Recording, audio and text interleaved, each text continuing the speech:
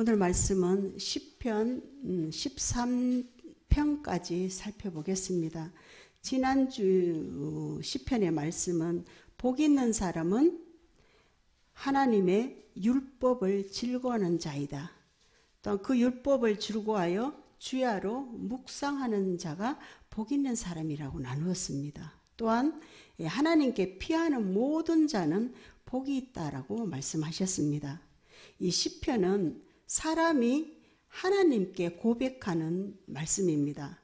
기도로, 찬양으로 하는 말씀이죠. 구약의 대부분의 말씀은 하나님께서 인간을 향하여 말씀하시지만 이 시편만큼은 사람이 하나님을 향하여 기도하는 말이지요. 하나님은 나에게 어떤 분이신지 알고 하는 기도입니다. 하나님은 나를 지으시고 나를 인도하시고 나를 지키시고 돌보시는 분, 이러한 하나님이 나에게 어떤 분인가 알고 기도를 합니다. 오늘 7편을 보시면 먼저 표제가 나오죠. 이 표제는 원래 히브리 원어의 성경에 이 표제가 1절 말씀이었습니다. 그런데 현재 1절은 번역 과정에서 편집된 것이지요. 표제를 보면 다윗의 시가yon 베냐민인 구시의 말에 따라 여호와께 드린 기도 노래라고 그러죠. 시가요는 슬픔의 노래를 부를 때를 뜻하고요. 구시는 어떤 사람인가? 베냐민 지파 사람 중에 한 사람을 지칭합니다. 그것은 사울을 추정하고 있습니다. 다윗이 사울에게 쫓길 때 지은 시가 7편이거든요. 이 7편은 사무엘상 24장과 26장을 배경으로 하고 있습니다. 7편 1절을 보면 이제 7편은 탄식시인데요. 여호와 내 하나님이여 라고 시작합니다. 하나님의 이름을 2번 불렀잖아요. 여호와는 야훼라는 뜻입니다. 야훼는 하나님과 백성의 계약관계, 약속하신 관계, 하나님이 우리에게 약속해 주시고 지키기로 약속해 주시고 보호하시겠다고 약속해 주시는 그 하나님, 우리와 관계된 하나님, 야훼는 그러고요. 여호와는 내 하나님은 엘로힘입니다. 엘로힘은 저 위대하신 신적인 하나님, 창조주 하나님, 크신 하나님을 의미합니다. 이 크신 하나님이 우리에게 약속해 주신다고, 지키기로 약속해 주신다는 것이죠. 그래서 다윗은 내가 여호와 내 하나님이여, 내가 주께 피하오니 나를 쫓아오는 모든 자들에게서 나를 구원하여 내소서. 다윗을 쫓아오는 모든 자들은 사울의 군대죠. 다윗은 하나님만이 사울의 이 군대에게서 구원하실 분이고 또 그 구원하실 분인 걸 알고 하나님께 피하는 모습입니다. 복 있는 자는 하나님께 피하는 모습입니다. 3절 말씀은 또 여호와여 내 하나님이여, 내가 이런 일을 행하였거나 또 내 손에 제약이 있거나, 다윗은 죄가 없다는 것을 말씀하고 5절까지 쭉 말씀하거든요. 악을 악으로 갚은 적도 없고 하나님 앞에 제약이 없다라고 얘기하고 있습니다. 사무엘상 24장 11절 말씀 보면 엔게디 광야, 엔게디 굴에서 사울을 죽일 기회가 있었죠. 그렇지만 사울의 옷자락만 자르고 기름 부은 자를 자기가 죽일 수 없다고, 죄를 지을 수 없다고 살려주었죠. 그래서 24장 11절 말씀은 사울이 이제 자기 죽이지 않은 것을 알고 다윗과 대면했을 때 말씀입니다. 왕을 죽이지 아니하고 겉옷자락만 베었은즉 내 손에 악이나 죄가가 없는 줄을 오늘 아실 것입니다. 왜 왕은 내 생명을 찾아 해하려 하시나 나는 왕에게 범죄한 일이 없나이다 라고 했을 때 사울은 이제 자신의 잘못을 뉘우치고 이제 그러지 않겠다고 했죠. 그런데 다시 또 추격을 하죠. 26장에 가면 또 십광야에서 또 죽일 기회가 있었습니다. 십광야 굴에서. 그랬을 때 또 이 다윗은 창과 이 물병을 가지고 증거로 가지고 나왔죠. 그랬을 때 또 사울과 둘이 대면했을 때 사울이 이렇게 말합니다. 26절 사무엘상 26장 18절 말씀에 어찌하여 주의 종을 쫓으시나이까? 내가 무엇을 하였으며 내 손에 무슨 악이 있나이까? 사울에게 쫓기는 가운데 다윗은 하나님의 공의로 이 상황을 멈추어 주실 것을 소망하며 구원을 요청하는 말씀입니다. 6절에는 이제 여호와여 진노로 일어나소서, 내 대적의 노를 막으시소서, 또 나를 위하여 깨소서, 주께서 심판을 명령하실 수 있지 않습니까? 라는 하나님 속히 이 추적을 끝내주십시오 라는 간청입니다. 이제 10절에서 다윗은 이제 확신하는 것이 나의 방패는 마음이 정직한 자를, 내가 정직하니까 구원하시는 하나님께 있다고 고백하고 있습니다. 이제 구원을 확신하는 것이죠. 11절에 하나님은 의로우신 재판장이시니까 매일 분노하시는 하나님시로다 한 것은 심판장이신, 재판장이신 하나님께서 매일 분노하시니까 나를 반드시 구원하실 것을 확신하며 그런 응답을 확신하는 말씀입니다. 그래서 마지막 절 17절에 가면 감사 찬양을 드리는데, 내가 여호와께 감사하는 것은 지존하신 여호와의 이름을 찬양하리로다 라고 감사 찬양을 마지막에 합니다. 다윗의 시의 특징이죠. 하나님을 의지하기에 하나님께 탄식할 수 있다는 것입니다. 하나님께 나의 내면을 다 그 감정을 다 쏟아 놓았기에 구원을 요청할 수 있고 또 구원을 확신하며 마지막에는 이렇게 하나님의 이름을 높이는 찬양을 하는 것이지요. 우리가 무슨 기대 제목이 있으면 기도 자리로 들어가면 결국은 내 문제가 나로 인해 해결되는 것이지요. 이렇게 환경에 변화는 없지요. 그건 내가 해결되는 거지요. 그래서 복 있는 자는 환경의 지배를 받지 않는다는 것입니다. 환경의 지배를 받지 않고 이렇게 하나님께 피하는 것이 중요하다. 피하는 것이 복 있는 자라고 말씀하고 있습니다. 8편으로 가겠습니다. 8편의 표제는 다윗의 시입니다. 8편도 찬양시입니다. 하나님을 높이는 찬양시, 인도자를 따라 깃딘에 맞춘 노래. 이 깃딘은 기쁠 때 부르는 곡조로 알려져 있습니다. 그래서 8편은 먼저 하나님 얼마나 위대하시고 하나님 얼마나 아름다우신지를 노래하고 있습니다.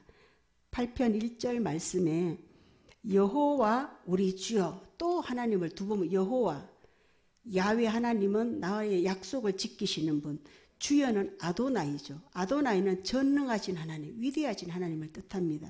전능하시고 위대하신 하나님, 반드시 나와 약속을 지키시는 분을 고백하고 있습니다. 주의 이름이 온 땅에 어찌 그리 아름다운지요. 주의 영광이 하늘을 덮었나이다. 하나님 창조하신 만물이 어찌 그렇게 아름다운지 노래하고 있습니다. 사람들이 모든 세계를 보며 주의 이름을 찬양함으로 하늘에서 주의 영광을 덮었다는 것입니다. 땅에 있는 자연이 아름다울 때 하나님의 영광이 충만하고, 또 사람이 아름다운 모습일 때 하늘에서 주의 영광이 충만하다는 것입니다. 우리 사람들의 역할이 중요하다는 것이죠. 하나님의 이름을 높이기 위해서. 2절 말씀에는 주의 대적은 곧 누군가 하면 하반절에 원수들과 보복자들입니다. 이 원수들과 보복자들을 잠잠하게 하는 것은 하나님이 힘을 가해서 잠잠하게 하는 것이 아니고 가장 연약한 어린아이들을 통해 이들을 잠잠하게 하신다는 것입니다. 즉 하나님의 말씀을 순수하게 받아들이는 이 어린아이들과 젖먹이들의 입을 통해서 아름다우신 하나님의 이름을 대적하며 하나님 말씀을 거부하는 이 원수들과 보복자들을 잠잠게 하신다는 것입니다. 하나님은 약한 자를 들어서 강한 자를 부끄럽게 하신다는 것이지요. 예수님도 복음서에서 10편 이 말씀을 인용하셨습니다. 마태복음 21장에 가면 성전 청결 사건이 있었죠. 예수님이 예루살렘에 입성하셔서 성전에서 장사하는 사람들을 다 내쫓으시고 그곳에 그 성전에 눈먼 사람들과 다리 저는 사람들을 고쳐주셨습니다. 그래서 그 뒤를 따르던 그 아이들이 예수님을 향해서 이렇게 외쳤습니다. 호산나 다윗의 자손이여, 호산나 다윗의 자손이여 하고 외쳤을 때 이때 어린이들에게 화를 낸 사람들 있죠. 대제사장들, 율법학자들, 너희들이 뭘 안다고 함부로 말을 해 라고 호통을 쳤습니다.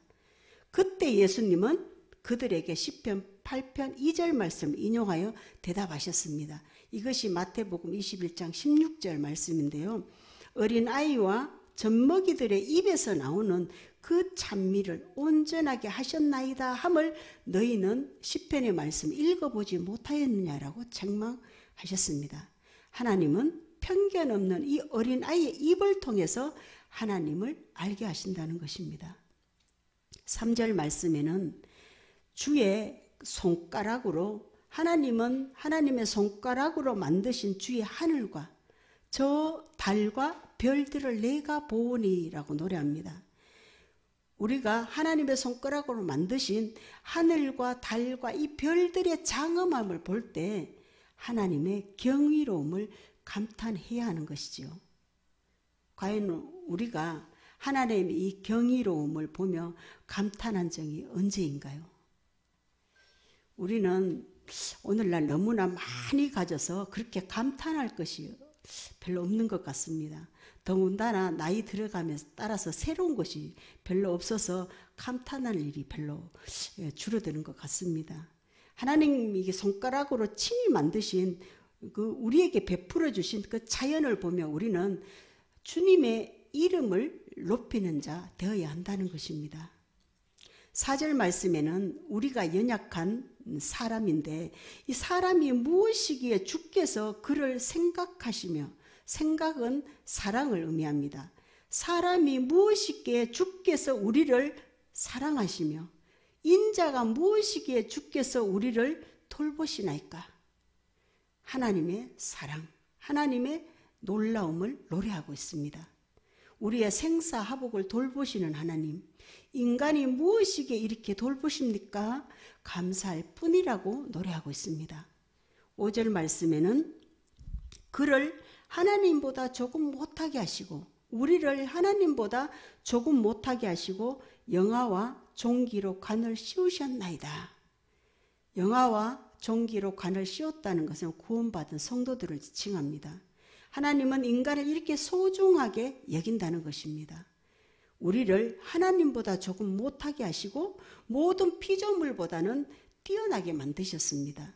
영화와 종기로 만드시고 관을 씌우셨다는 것은 왕적 권위를 인간에게 위임하셨음을 뜻합니다. 하나님은 세상을 이렇게 창조하시고 하나님과 함께 이 세상을 우리가 다스리고 돌보게 만드는 그러한 존재로 우리를 만드셨다는 것입니다. 8편 6절에는 주의 손으로 만드신 것을 다스리게 하시고 만물을 그의 발 아래 두셨으니, 하나님이 인간에게 세상을 다스리는 사명을 주셨음을 감사하며 노래를 하고 있습니다. 7절, 8절에는 이렇게 구체적으로 말씀을 하는데 창세기 말씀과 비슷하게 인용을 합니다. 창세기 1장 28절에 하나님이 그러셨죠. 우리에게 이 세상을 생육하고 번성하고 땅에 충만하라, 땅을 정복하라, 그리고 모든 만물을 다스리라고 하나님께서 우리에게 명령하셨습니다. 그래서 7절에 보면 곧 모든 소와 양과 들짐승이며 8절에 공중의 새와 바다의 물고기와 바닷길에 다니는 것, 이러한 세상의 모든 피조물을 다스려야 하면 또 돌봐야 함을 노래하고 있습니다. 8편은 하나님이 얼마나 위대하시고 아름다우신 분인가, 또 하나님은 온 세상을 당신의 손가락으로 창조하시고 인간이 무엇이기에 이렇게 존귀한 사명을 주시는지 노래하고 있습니다. 그리고 다시 한번 노래합니다. 여호와 우리 주여, 주의 이름이 온 땅에 어찌 그리 아름다운지요. 다윗은 목동 시절에 홀로 양을 치면서 수금과 비파로 하나님의 이름을 찬양했습니다. 또한 하늘의 별들과 달들을 보며 하나님의 그 경이로움을 찬양했을 것입니다. 짐승들의 위협에서도 양을 지키며 자신을 지키며 당당하게 하나님 맡겨주신 소명을 다하며 훈련된 사람이 다윗입니다. 이 다윗의 찬양의 시가 아름다운 이유입니다. 우리의 일상이 주의 이름이 온 땅에 충만하도록 우리의 역할을 잘 감당할 수 있기를 소망합니다. 저 사진이 나오는데 그 전 사진부터 사진을 보며 경이로운 표정으로 감탄 좀 해보십시오. 우리 중에 작가가 있습니다. 지난 주일날 저희 구역 3구역에 갔을 때 구역에서 올려서 제가 캡처했습니다. 아름답지요? 와, 아름답지요? 다음 컷입니다. 아름답습니까? 우리나라 같지도 않지요? 자, 다음 컷입니다. 함성이 나오지요? 다음 컷입니다. 와, 아름다운 사람까지 있습니다. 다음 컷입니다. 자, 단풍이 와 했습니다. 좋습니다. 단풍이 아직은 좀 일주일 전이라 이 정도는 아니더라고요. 이것이 아마 이번 주에 될 것 같아요. 아마 지금 가면 더 경이로운 감탄사가 나올 것 같습니다. 여기는 화순 적벽입니다. 한번 가시면 좋을 것 같습니다. 9편입니다. 9편은 표제가 다윗의 시죠. 다윗의 시고 인도를 따라 물랍벤에 맞춘 노래. 물랍벤. 벤은 아들이란 뜻이고 물랍은 죽음이란 뜻. 그러니까 벤의 죽음에 맞춘 노래. 그 벤은 골리앗을 의미합니다. 다윗이 골리앗을 죽인 일을 회고하고 있습니다. 9편과 10편은 하나의 시로 연결되어 있습니다. 9편 1절 말씀에 내가 전심으로 여호와께 감사하는 것은 주의 모든 기이한 일들을 전하리다. 주의 기이한 일이 골리앗을 죽인 일이죠. 골리앗을 소년이 그 2m가 넘는 죽인 일은 기이한 일이라는 것. 이것을 전하겠다고. 그러고요. 2절에 내가 주를 기뻐하고 즐거워하며 지존하신 주의 이름을 찬송하며 그 일은 하나님 이름을 찬송할 것이다 라고 고백하고 있습니다. 하나님 행하신 기이한 일들을 기뻐하고 즐거워하며 주의 이름을 찬송합니다. 9편은 하나님을 향한 감사의 찬양이 이어지는데요. 그 이야기는 다윗이 골리앗과 싸움에서 승리한 후에 악인을 멸망케 하시는 하나님은 공의로우신 재판장이라고 고백합니다.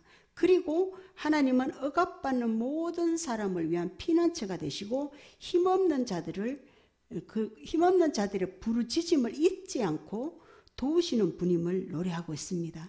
시편으로 가겠습니다. 시편은 1절에 여호와여 어찌하여 멀리 서시며 어찌하여 환난 때에 숨으시나이까. 어찌할 때 보통 탄식신데 여기서는 탄식이라기보다도 불평이라기보다 찬양에 가까운 시입니다. 우리의 고통을 하나님 앞에 내놓으면 하나님은 우리의 탄식을 들으신다고 고백합니다. 10장 17, 18절에 보면 여호와여 주는 겸손한 자의 소원을 들으셨사오니 그들의 마음을 준비하시며 귀를 기울여 들으시고 18절에는 고아와 압제당하는 자를 위하여 심판하사 세상에 속한 자가 다시는 위협하지 못하게 하시는 분이 하나님이시다라고 노래하고 있습니다. 하나님은 겸손한 자의 소원을 들으시며 마침내 악한 자를 징벌하시고 고아와 압제당하는 자들을 보호하실 것을 노래하고 있습니다. 11편으로 가겠습니다. 11편의 표제는 또 다윗의 시입니다. 다윗의 시인데 인도자에 따라 부르는 노래 탄원시입니다. 사울의 핍박을 받을 때에 지은 시인데 11편 역시 하나님께 피하는 모습입니다. 1절 말씀에 내가 여호와께 피하였거늘 너희가 내 영혼에게 새같이 내 산으로 도망가라 함이 어찌함인가. 사울을 피하여 산으로 도망가라 이런 마음에 들지 않다는 것입니다. 의인의 행동은 악인 때문에 하나님을 피하는 것이 안전을 보장받는 것이지 이 친구들의 충고는 새같이 산으로 도망하라 한다는 것입니다. 하지만 하나님께 우리는 새 힘을 얻어서 평안함을 받았을 때, 마음이 확정되었을 때에는 악을 피하지 않고 도망갈 필요가 없다는 것입니다. 12편과 13편 또한 탄원시입니다. 13편을 한번 보겠습니다. 13편은 표제가 다윗의 시 인도자를 따라 부르는 노래죠. 1절에 여호와여 어느 때까지 네 번에 걸쳐서 계속 어느 때까지를 부르짖고 있습니다. 다윗의 절박한 기도임을 알 수 있습니다. 절망 가운데 하나님이 계시지 않은 것처럼 느낄 때 단식입니다. 오랫동안 사울을 피해 힘든 도망자의 신세를 하나님께 호소하기를 어느 때까지 반복하는 것입니다. 영적으로 하나님을 사모하기 때문에 할 수 있는 이 신앙적 탄식이죠. 하나님께 구원을 또한 요청합니다. 결국엔 5절 6절 말씀에 기쁨으로 돌변하는데요. 5절 말씀에 나는 오직 주의 사랑을 의지합니다. 마음은 하나님 구원으로 기쁩니다. 6절에 내가 여호와를 찬송시로 노래합니다. 왜냐하면 이는 주께서 내게 은덕을 베푸심이로다 라고 고백합니다. 외부적 환경은 조금도 변함이 없는데 그의 심령의 태도는 이렇게 돌변하는 것이 신앙의 오묘함이죠. 우리도 환경이 어느 때든지 변화무쌍할 수 있습니다. 힘들 땐 하나님께 피하는 자가 복 있는 자라고 말씀하셨습니다. 기쁠 땐 주의 이름을 온 세상이 어찌 그리 아름다운지요 라고 노래하는 자입니다. 우리 모두 이렇게 고백했으면 좋겠습니다. 내가 무엇이기에 주께서 저를 사랑하시며 내가 무엇이기에 주께서 이렇게 돌보시나이까. 이 노래가 저와 여러분 삶 가운데 고백되어지기를 소망합니다. 기도드리겠습니다. 은혜로우신 아버지 하나님, 이 세상의 어떤 것보다 저희들을 귀히 여기시는 하나님, 그 사랑에 감사를 드립니다. 아버지 만드신 창조 세계를 보며 하나님을 노래하는 심령이 되기를 원합니다. 하나님 맡겨주신 모든 피조 세계를 잘 보살피는 사명 또한 잘 감당할 수 있도록 지혜를 허락하시옵소서. 하나님 저희들 대적하는 세력들로부터 넘어지지 않게 하시고 때때마다 하나님 앞으로 피하는 자로 복 있는 자의 삶을 누리게 인도하옵소서. 우리를 선한 손길로 인도하실 거룩하신 예수 그리스도 이름으로 기도드립니다. 아멘.